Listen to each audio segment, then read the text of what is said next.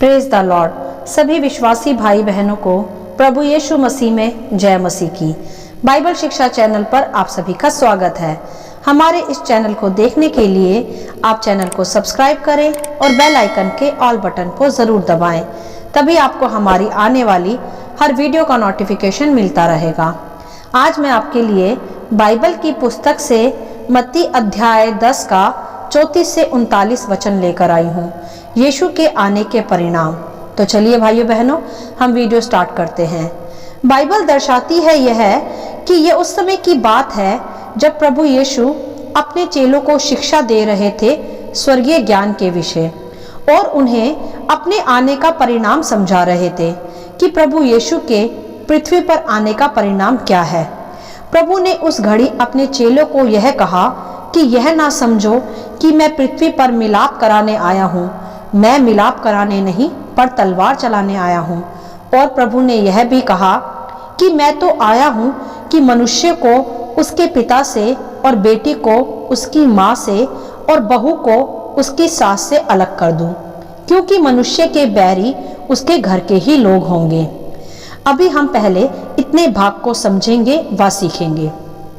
मेरे प्रियो, आज बहुत से मसीह विरोधी इस वचन को पढ़कर उसका गलत ढंग से प्रस्तुतिकरण करते हैं, यह कहकर कि बाइबल का परमेश्वर कहता है कि वे मिलाप कराने नहीं वरन तलवार चलाने आया है। अर्थात वह इस वचन को हिंसात्मक ढंग से प्रस्तुत कर विवाद खड़ा करते हैं। तो आज हम इस वचन को सही रीति से समझेंगे। ये कुछ आयतें हैं बाइबल की जिसके आधार पर मसीहत पर लोग उंगलियां उठाते हैं। तो हमें इन आयतों को और मसीहत को सही ढंग से समझने की आवश्यकता है। ध्यान दें, सर्वप्रथम कि परमेश्वर ने परिवार की रचना प्रेम व भाईचारे व एक दूसरे की सहभागिता के लिए की है, जिससे परिवार के सदस्य एक दूसरे के साथ प्रेम भाव से रहे। परंतु क्या हमेशा ऐसा ही हो पाता है? नहीं। अक्सर परिवारों में भी वाद विवाद होते रहते हैं। जब सभी परिवारजनों के विचार आपस में नहीं मिलते, जब वे सहमत नहीं होते एक दूसरे के साथ, तो विवाद तो होता ही है, परंतु उनमें भावनाएं फिर भी जुड़ी रहती हैं। विवाद केवल कुछ तथ्यों के आपस में सहमत ना होने पर हो ही जाता है, परंतु प्रेम समाप्त नहीं होता। अब आप सोचें कि प्रभु यीशु के भाई भी प्रभु से सहमत नहीं रहते थे और उस पर विश्वास पूरी तरह से नहीं करते थे, पर ध्यान दे यह कि यह तब तक ही था जब तक प्रभु का पुनरुत्थान नहीं हुआ था। तो बाइबल पहले ही स्पष्ट करती है कि प्रभु यीशु के भाई भी प्रभु के द्वारा होने वाले चिन्ह चमत्कारों को देखकर भी विश्वास नहीं लाते थे। तो मेरे प्रियो, हम तो फिर साधारण मनुष्य हैं जिन्होंने कोई चमत्कार भी नहीं किए, तो फिर कैसे हमारे परिवार के लोग हमसे वाद विवाद नहीं करेंगे जब हम प्रभु के मार्ग पर चलेंगे या मसीह को अपना प्रभु और उद्धारकर्ता स्वीकार करेंगे, क्योंकि उन्होंने पहले हमें हमारे जन्म के धर्म के आधार पर परवरिश दी होती है, जो कि सत्य नहीं है। परंतु जब हमने प्रभु के सत्य को जान लिया तो फिर सत्य ने हमें स्वतंत्र भी किया। और बाइबल स्पष्ट करती है कि संसार का ईश्वर शैतान बना बैठा है। अब जो भी शैतान के दासत्व से आजाद होगा और प्रभु के राज्य में प्रवेश करेगा, तो शैतान को थोड़ा तो परेशान करना ही होगा। इसी कारण वह हमारे परिवारों में वाद विवाद कराता है, हमें परेशान करता है, जिससे कि हम डर के झगड़े के कारण प्रभु को छोड़ दें।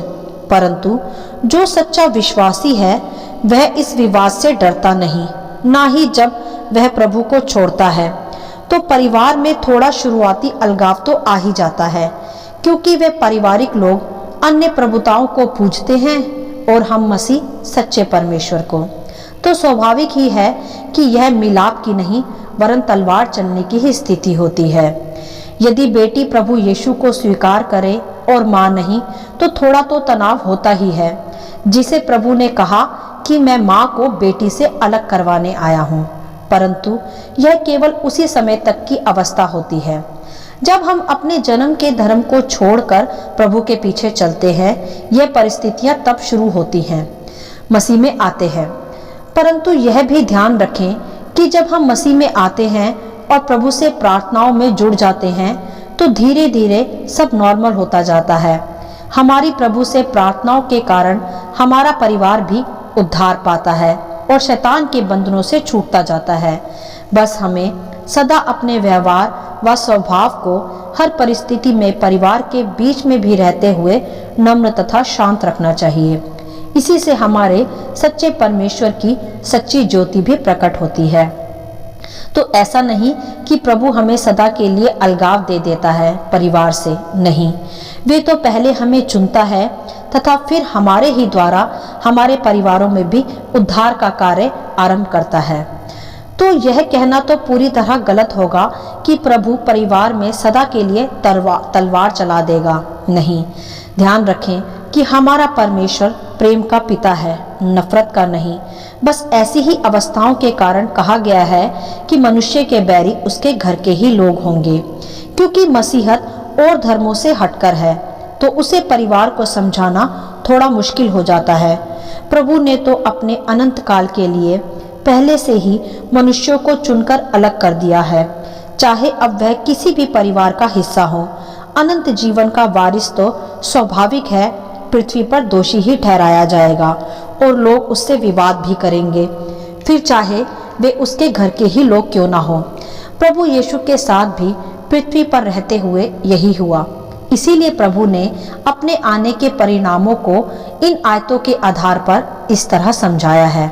तो मैं आशा करती हूँ कि अब आप इन आयतों को सही रीति से समझ रहे होंगे।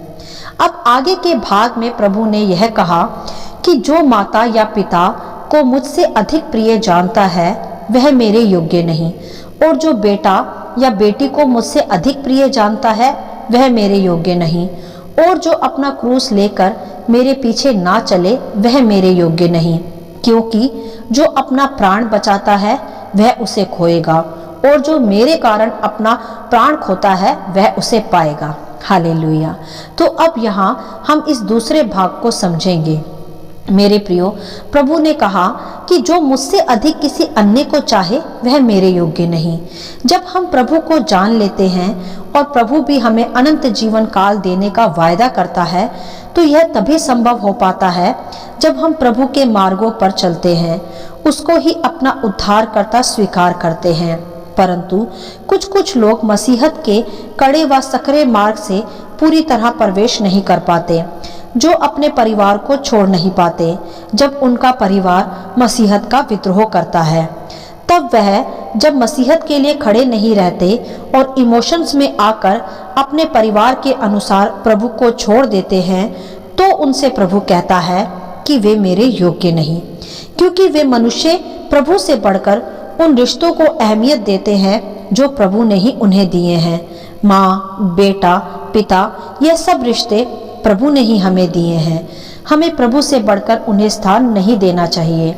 हाँ, यह सत्य है कि हमें हर रिश्ते का पूरा आदर करना चाहिए, परंतु जहाँ ऐसी अवस्था आ जाए कि हमें प्रभु में से और परिवार में से किसी एक को चुनना हो, तो हमें सदा प्रभु को ही चुनना चाहिए।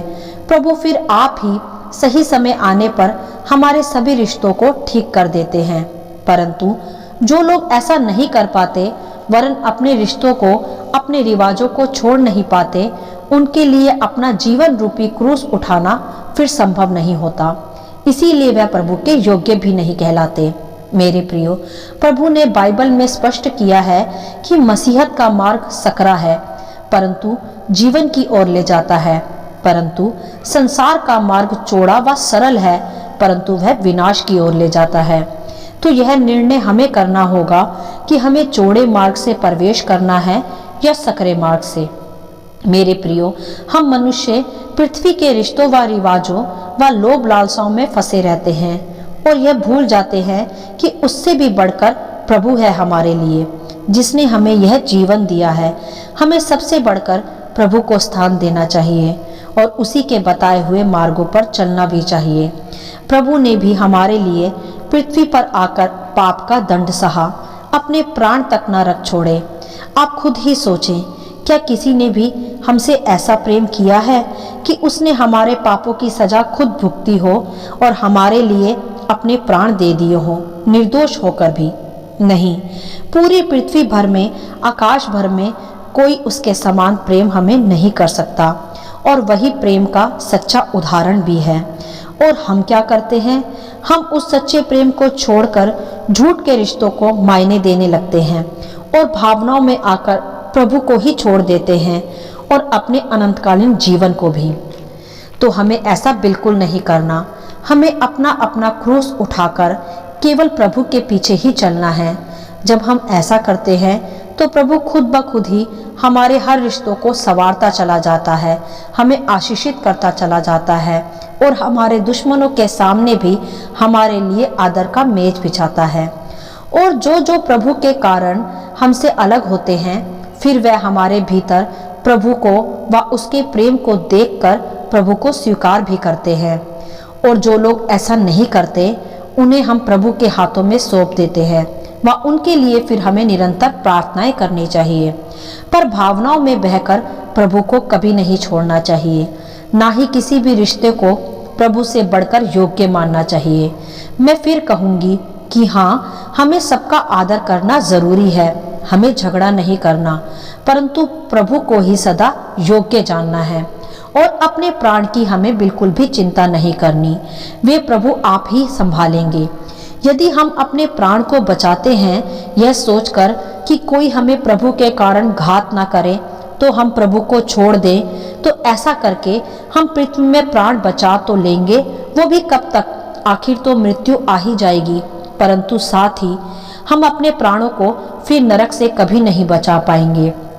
इसीलिए प्रभु ने कहा कि जो कोई अपने प्राणों को बचाएगा वह उसे खोएगा। यह नरक की मृत्यु के विषय कहा गया है। तो मेरे प्रियो, सदा प्रभु में मजबूत बने रहें, वे हमारे सभी रिश्तों को संभाल लेगा। यदि हम प्रभु के कारण अपने माता पिता या भाई बहन से अलग भी हो जाएं, तो कोई गम नहीं। उसने हमें पहले ही अनंत काल के परिवार का हिस्सा करके चुन रखा है। यहाँ पृथ्वी पर तो एक परिवार में रखा है जिसका हमें सदा आदर करना है और सबसे प्रेम भी करना है, झगड़ा नहीं। प्रभु प्रेम का प्रतीक है। ध्यान रखें मेरे प्रियो, यह है कि प्रभु ने आपको संसार से अलग किया है। ज्योति का अंधकार से कोई मेल नहीं। संसार झूठ व पाप के आधार पर चलता है और मसीहत नहीं। इसीलिए ये मसीहत की तलवार भी चलती है।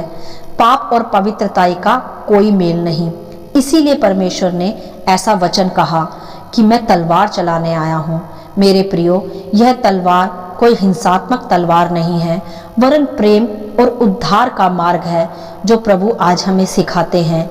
यदि हम अपने अपने घरों में एकमात्र मसीह है, तो हम इस वचन को सही रीति से जानते और समझते होंगे कि जब हम मसीहत में पूरी तरह से आगे बढ़ते हैं, तो हमारा परिवार जो जन्म से दूसरे धर्म को पूजता आया है, वह हमारा विरोधी हो जाता है।